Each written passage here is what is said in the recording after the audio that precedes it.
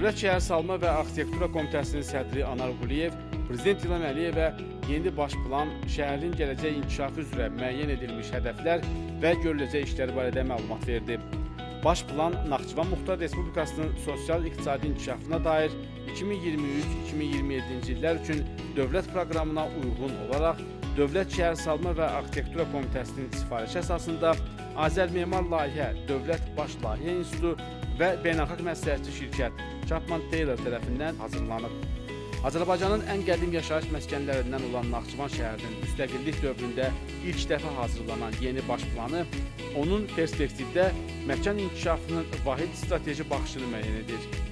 Konsepsiya, şəhər mərkəzinin yenilənməsi, rekreasiya zonalarının genişləndirilməsi, dayanıqlı mobilliyin təşviqi, yaşayış və sosial infrastrukturun gücləndirilməsi və turizm potensialının daha səmərəli reallaşdırılması əsasında formalaşdırılıb.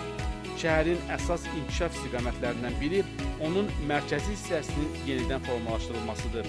Bu məqsədlə 74 hektar ərazini əhatə edən mərkəzi rayonun müfəssəl planı, həmçinin bu rayon daxilində mövcud planlaşdırma strukturu qorunmaqla 12,5 hektarlıq ərazini əhatə edən hissə üçün yeni memarlıq konsepsiyası hazırlanıb. Layihədə şəhər mərkəzinin daha canlı, kompakt və əlçatan məkana çevrilməsi nəzərdə tutulur.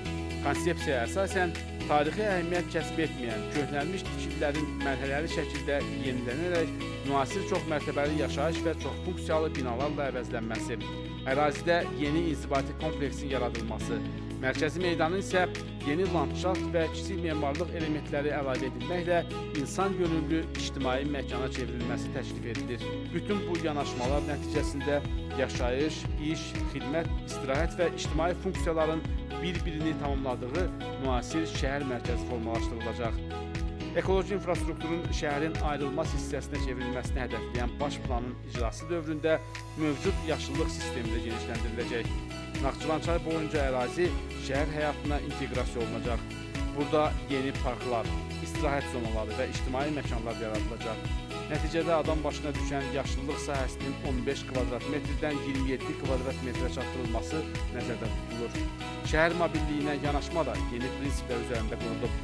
Dayanıqlı, ekoloji təmiz nəqliyyat əllərinin tətbiqini dəstəkləyən konsepsiyaya əsasən küçə və yol şəbəkəsinin ümumi uzunluğu 188,4 km, velosiped infrastrukturunun uzunluğu isə 122 km təşkil edəcək. Bu, ümumi küçə yol şəbəkəsinin 65%-dən çoxunun velosiped hərəkəti üçün uyğunlaşdırılması deməkdir. Baş planda Naxçıvanın zəngin tarixi mədəni irsi və əlverişli coğrafi mövqeyi şəhərin turizm potensialını formalaşdıran əsas üstünlüklər kimi dəyərləndirilir. Tarixi irsin qorunması ilə yanaşı, xidmət sahələrinin genişləndirilməsi və şəhər mühitinin keyfiyyətinin yüksəldilməsi turizm sektorunun rəqabət qabiliyyətinin artırılmasına imkan yaradacaq. Naxçıvanın gələcək inkişafı şəhərin artım potensialı nəzərə alınmaqla planlaşdırılıb. Baş plana əsasən göstərilən müddət ərzində məskunlaşma ərazisinin 1831 hektardan 2630 hektara çatdırılması nəzərdə tutulur. Bununla şəhərin mövcud ərazisinin təxminən 44% genişlənəcəyi, əhali sayının isə 97.200 nəfərdən 130.000 nəfərə çatacağı proqnozlaşdırılır. Əhalinin sıxlığı nəzərə alınaraq yaşayış fondunun 3,9 milyon kvadrat metrə çatdırılması hesablanıb.